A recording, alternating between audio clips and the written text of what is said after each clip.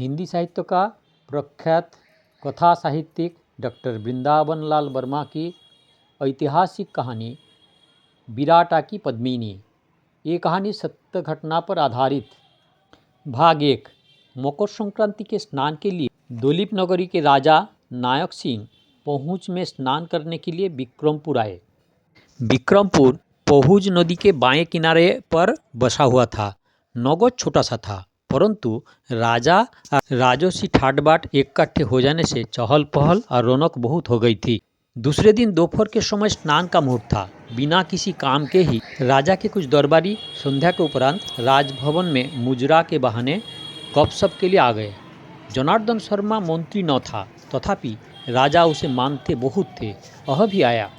बातचीत के लिए सिलसिले में राजा ने जनार्दन से कहा, पहुज में तो पानी बहुत कम है, डुबकी लगाने के लिए पीठ के बल लेटना पड़ेगा। हाँ महाराज, जनार्दन ने सकारा। पानी मुश्किल से घुटने तक होगा।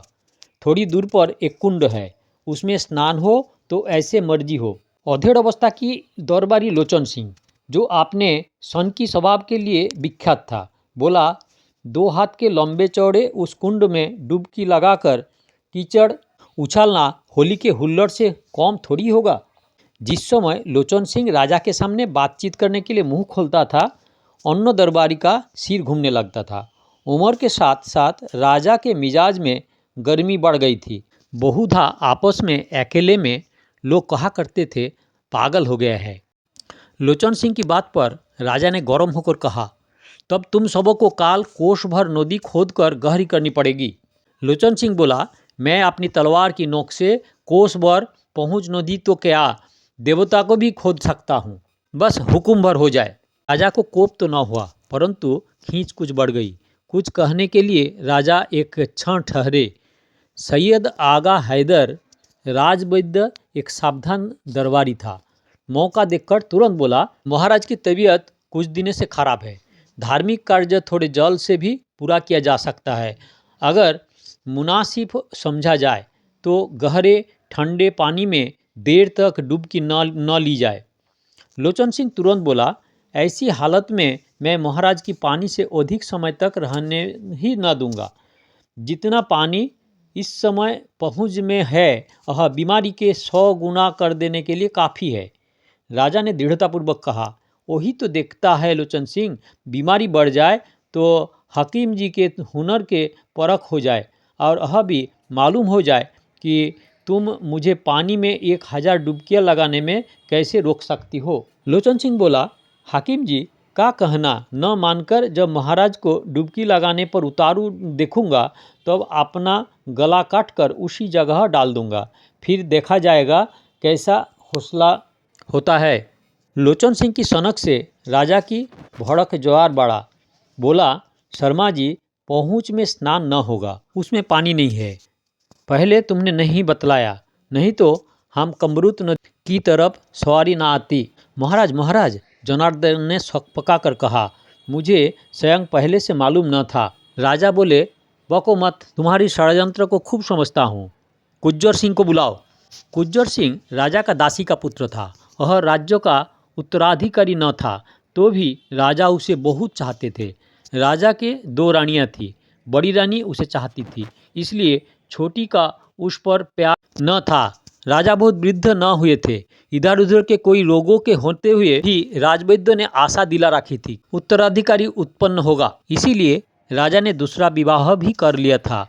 दासियों के बढ़ाने की प्रवृत्ति में भी, चाहे पागलपन से प्रेरित होकर, चाहे किसी प्रेरणावश, बहुत अधिक कभी नहीं हुई थी। यह देखकर राजसभा के लोगों को विश्वास था, किसी न किसी दिन पुत्र उत्पन्न होगा। कुंवर सिंह आया। 20-21 वर्ष का सौंदर्यमय बलशाली युवा था। राजा ने उसे अपने पास बैठाकर कहा, कल पहुँच में स्नान ना होगा। क्यों काकाजू? कुंवर सिंह ने संकोच से साथ पूछा। इसलिए कि उसमें पानी नहीं है, राजा ने उत्तर दिया। हमको बैठती वहाँ लिया लाए। कुंवर सिंह राजा के विक्षिप्त स्वभाव से परिचित था। जनार्दन और लोचन सिंह ने कहा, हाकिम जी कहते हैं नहाने से बीमारी बढ़ जाएगी। कुंवर सिंह ने धीरे से कहा, दिलीप नगर ही मालूम हो जाता तो वहाँ तक आने का कष्ट महाराज को क्यों होता। आत्मरक्षा से हाकिम को कहना पड़ा, थोड़ी देर के स्नान से कुछ नुकसान न होगा। राजा बोले, तब पालर की झील में डुबकी लगाई जाएगी। बड़े सवेरे डेरा डालकर पहुंच जाए। पालर ग्राम विक्रमपुर से 4 कोस की दूरी पर था। चारों ओर पहाड़ों से घिरी हुई पालर की झील में गहराई बहुत थी। वहां पे डुबकियां लगाने की परिणाम का अनुमान करके आगा हैदर कांप गया। बोला, ऐसी मर्जी ना हो, झील बहुत गहरी है और उसका पानी बहुत ठंडा है और तुम्हारी दवा घुरे पर फेंकने लायक। राजा ने हंसकर और फिर तुरंत गंभीर होकर कहा, तुम्हारे कुश्तों में कुछ गुण होगा और तुम्हारी सेखी में कुछ सच्चाई, तो झील में नहाने से कुछ न बिगड़ेगा। वही तो रोज रोज के मरने से तो एक ही दिन मर जाना ही अच्छा। जनार्दन ने विषयांतर में प्रयोजन से बोला, अन्नदाता, सुना जाता है पालर में एक योगी के घर दुर्गा जी ने अवतार लिया है। सिद्धि के लिए उसकी बड़ी महिमा है। तुमने आज तक नहीं बतलाया? राजा ने कड़क कर पूछा और ताकिए पर अपना सिर रख लिया। चंद सिंह ने उत्तर दिया, सुनी ही खबर है, गलत निकाल तो कहने वालों को ही वो अपने सिर को कुशल के लिए चिंता नहीं पड़ती। चुप चुप, राजा ने तमक कर कहा, बहुत बड़बड़ मत करना, नहीं तो पीछे पछताओगे। बूढ़ी कटवा लेंगे आप? लोचन सिंह अदम्य भाव से बोला, सो उसका मुझे कुछ डर नहीं है। राजा प्रतिहत से हो गया। उपस्थित उलझाव का एक ही सुलझाव सोचकर कुंवर सिंह ने कहा, काकाजू, पावर चलकर संक्रांति का स्नान हो जाए और उस अवतार कथा को भी मीमांसा कर ली जाए। किसी दरबारी को विरोध करने का साहस ना हुआ। लोचन सिंह कोई नवीन उत्तेजनापूर्ण बात करने को ही था तो राजा ने जनार्दन के प्रश्न किया, अवतार को हुए कितने दिन हो गए? सुनता हूँ अन्नदाता कि यह लड़की अब 16-17 वर्ष की है। जनार्दन ने राजा को प्रसन्न करने के लिए उत्तर दिया, पार्लर में तो उसके दर्शन के लिए दूर दूर से लोग आते हैं। राजा ने कहा, कल देखूंगा। जनार्दन दिन कड़ा करके बोला, परंतु महाराज, पार्लर बड़नगर वालों के राज्य में है। जनार्दन ने उत्तर दिया, बिना पूर्व सूचना के पराये राज्य में जाने का न मालूम क्या अर्थ अनर्थ निकाला जाए। सब तरफ गोलमाल छाया हुआ है। दिल्ली में तो गड़बड़ मची हुई है। राजा ने बात काटकर कहा, तुम दलीप नगर को गड़बड़ में डाल दोगे। देखो शर्मा, एक बात है, हम पार्लर में डाका डालने तो नहीं जा रहे हैं जो पहले से बड़नगर वालों को सूचना दें। ये हमारे भाई बंद है, कोई भय की बात नहीं है, तैयारी कर दो। राजा हैदर को भी राजा की हाँ में हाँ मिलानी पड़ी। कोई डर नहीं शर्मा जी, किसी साड़नी सवार के जरिए सूचना भिजवा दे जाए। बड़नगर वहाँ से बहुत दूर भी नहीं है। यदि दूरी का मामला होता तो और बात थी। भाग 2। दूसरे दिन राजा ने पार्लर की विशाल झील में, जो आज तक गड़मऊ की झील के नाम से विख्यात है, खूब स्नान किया। बीमारी बढ़ी या नहीं, यह तो उस समय किसी ने नहीं जाना, परंतु राजा के दिमाग को कुछ ठंडक जरूर मिली थी और वह उस दिन उतने उतावले नहीं दिखाई पड़े। अवतार की बात अब भूल गए और किसी ने उन्हें उस समय स्मरण भी नहीं दिलाया। स्नान करने के बाद कुंवर सिंह को उक्त अवतार के दर्शन को लालसा हुई। 16-17 वर्ष पहले नरपत सिंह दांगी के घर लड़की उत्पन्न हुई थी। जब वह गर्भ में थी, उनकी माँ विचित्र स्वप्न देखा करती थी। लड़की के उत्पन्न होने पर पिता का ऐसा जान पड़ा मानो प्रकाश पुंज ने घर में जन्म लिया हो। उनकी माँ लड़की को जन्म देने के कुछ माह उपरांत मर गई। नरपति दुर्गा का भक्त था और जागते हुए थी सपने में देखा करता था। गांव वाले उसे श्रद्धा और भय की दृष्टि से देखते थे। वह कन्या रूप राशि थी, उस पर देवत्व के आरोप होने का विलंब न हुआ। विश्वास करने के लिए कोई स्थान न था। बालिका दांगी की लड़की ही इतना रूप, इतना सौंदर्य कभी न देखा गया था। गांव के मंदिर में दुर्गा की मूर्ति थी। शिल्प की कला ने उसे वह रूपरेखा नहीं दी पाई थी जो इस बालिका में सहज ही भासित होती है। जो जो उसने वह प्राप्त किया तो सुडोल होते गए। सौंदर्य की विभूति बढ़ती निखरती गई और गांव वाले नरपत सिंह की उस कन्या को किसी निभ्रांत सिद्धांत की तरह स्वीकार करते गए। कभी विश्वास से फल हुआ और कभी नहीं भी। बालिका की चर्चा बहुधा नरपत सिंह के ही घर पर होती रही। पीछे बालिका द्वारा मंदिर में स्थापित मूर्ति पूजा ही कराई जाने लगी। जैसे आरंभ में लोग नवनिर्मित मंदिर में बहुधा पूजन के लिए जाया करते हैं और कुछ समय बाद उसने घर में ही बैठे बैठे मंदिर में स्थापित मूर्ति की वंदना करने लगते हैं। इस तरह नरपत सिंह की कन्या के प्रति कई वर्ष गुजार गए, पर अविश्वास व अश्रद्धा तो किसी ने ही प्रकट नहीं की, परंतु पूजा का रूप पलट गया। अटक भीड़ पड़ने पर कभी कभी कोई कोई प्रत्यक्ष पूजा भी कर लिया करता था, परंतु देवी के नाम पर शुरू हुआ ये जो बड़े बड़े मेले लगे थे उसमें क्षीणता आ गई।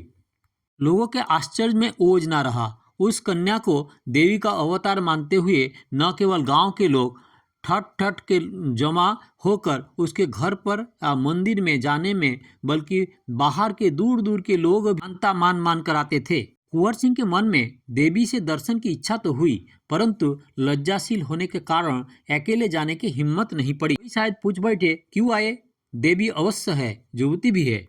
संजोग से लोचन सिंह मिल गया। साथ के लिए सुपात्र कुपात्र की अपेक्षा न करके लोचन सिंह ने कहा, दाऊजू देवी दर्शन के लिए चलते हो?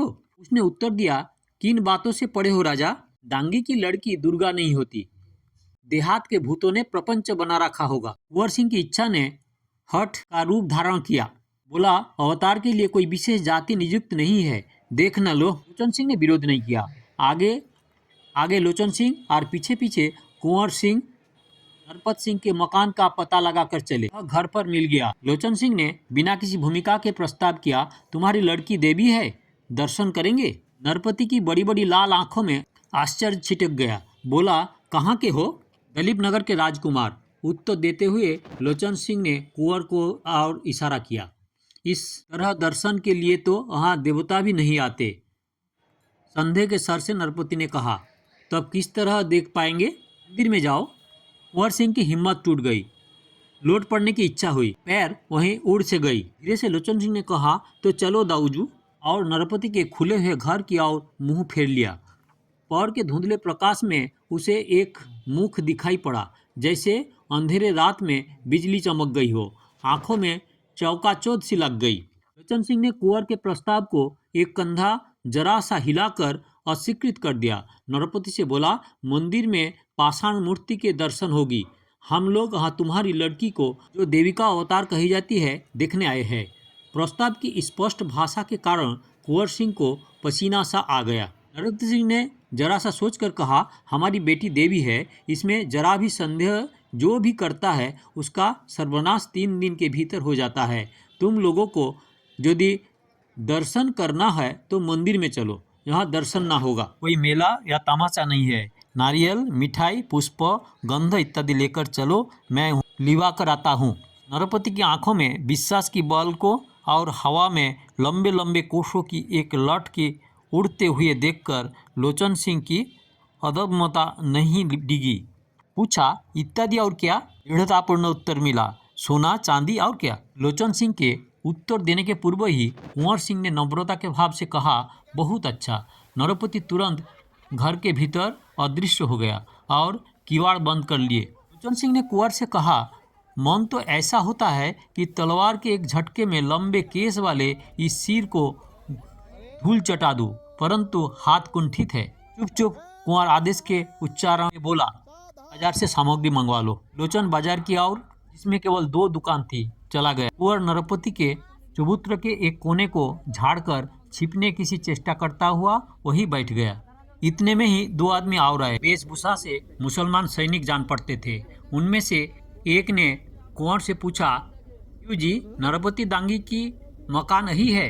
हाँ, क्यों? देवी के दर्शनों को आए हैं। कुंवर को अच्छा न मालूम हुआ। बोला, होगा कहीं, क्या मालूम? तीव्र उत्तर न दे सकने के कारण उसे अपने ऊपर ग्लानि हुई। वह कहने और कुछ करने के लिए आतुर हुआ। ये दोनों उसी चबूतरे पर बैठ गया। कुछ क्षण उपरांत लोचन सिंह एक पोटली में पूजन की सामग्री बांधे हुए आ गया। कहने लगा, बनिया हमें धोखा देने चाहता था, 2 धोल दिए, तब अभागे ने भाव पर सामग्री दी। लोचन सिंह ने उन 2 नवागंतुकों को और कोई ध्यान नहीं दिया। घर की कुंडी खटखटाकर पुकारा, पूजा की सामग्री ले आए हैं, लिवाकर आज से कर्कश सर से उत्तर मिला, मंदिर चलो। लोचन सिंह कुंवर को लेकर मंदिर की ओर चला, जिसकी उड़ती हुई पताका नरपति के मकान से दिखलाई पड़ रही थी। लोचन और कुंवर ने मंदिर पहुंचने की आधी ही घड़ी पीछे नरपति अपने लड़की को लेकर आ गया। ये दोनों मुसलमान सैनिक भी पीछे पीछे आकर मंदिर के बाहर बैठ गए। कुंवर सिंह ने देखा, मन झिझ गया। परंतु नरपति के ऊपर उन दोनों सैनिकों की उपस्थिति का कोई प्रभाव नहीं पड़ा। कुंवर सिंह ने रूप, लावण्य और पवित्रता के उस अवतार को देखा। एक बार देखकर फिर आंख नहीं उठाई गई। दुर्गा की पाषाण मूर्ति की और स्थिर दृष्टि से देखने लगा। पूजा करो, नरपति ने आदेश दिया। किसकी पूजा करूं? कुंवर ने सोचा और एक बार रूप राशि की ओर देखकर फिर पाषाण मूर्ति पर अपनी दृष्टि लगा दी। लोचन सिंह ने बिना संकोच के लड़की के ऊपर से नीचे तक ध्यान से देखा। उसने आंखों नीचे कर ली। लोचन सिंह बोला, किसकी पूजा पहले होगी? नरपति ने मूर्ति की ओर संकेत किया। कुंवर ने भक्ति के साथ मूर्ति का पूजन किया। सोचा अब संदेह सजीव देवी की पूजा होगी। इनका क्या नाम है? लोचन ने पूछा। दुर्गा, दुर्गा का अवतार, उत्तर मिला। कुंवर प्रश्न और उत्तर से सिकुड़ सा गया, परंतु नाम जानने की उठी हुई उत्सुकता ठंडी नहीं पड़ी। लड़की की मुख पर इस बेधड़क प्रश्न से हल्की लालिमा दौड़ गई। लोचन ने फिर शिष्टता के साथ पूछा, यह नाम नहीं, यह तो गुण है। घर में इस बेटी को क्या कहते हैं? कुमुद। पर तुम्हें इससे क्या? पूजा हो गई, अब चढ़ावा चढ़ाकर वहाँ से जाओ, दूसरे को आने दो। नरपति ने कहा। लोचन के दांत से दांत सट गई, परंतु बोला कुछ नहीं। कुंवर ने अपने गले से सोने की माला और अंगुली से हीरे की अंगुली उतारकर मूर्ति की चरणों में चढ़ा दी। नरपति ने प्रसन्न होकर माला हाथ में ले ली और अंगूठी लड़की को पहना दी, जिसका नाम उसके मुंह से कुमुद निकाल पड़ा था। कुमुद ने पहले हाथ थोड़ा पीछे हटाया, परंतु पिता की व्यग्रता ने उसकी अंगुली को अंगूठी में पिरो दिया। नरपति ने कुंवर से पूछा, आप कौन है? कुंवर ने मुंह से नम्रतापूर्वक कहा, राजकुमार। लोचन ने गर्व के साथ कहा, हाँ है दलीप नगर के महाराजा धीराज के कुमार राजा कुंवर सिंह। कुमुद ने धीरे से गर्दन उठाकर कुंवर सिंह की ओर पैनी निगाह से देखा। लालिमा मुख पर नहीं दौड़ी और न ही आंखें नीचे पड़ी। फिर सरल स्थिर दृष्टि से मंदिर के एक कोने के ओर देखने लगी। नरपति सिंह ने कुमुद से कहा, देवी पूजन की सामग्री दो। कुमुद मिठाई के दोनों से एक लड्डू उठाकर कुंवर को देने लगी। नरपति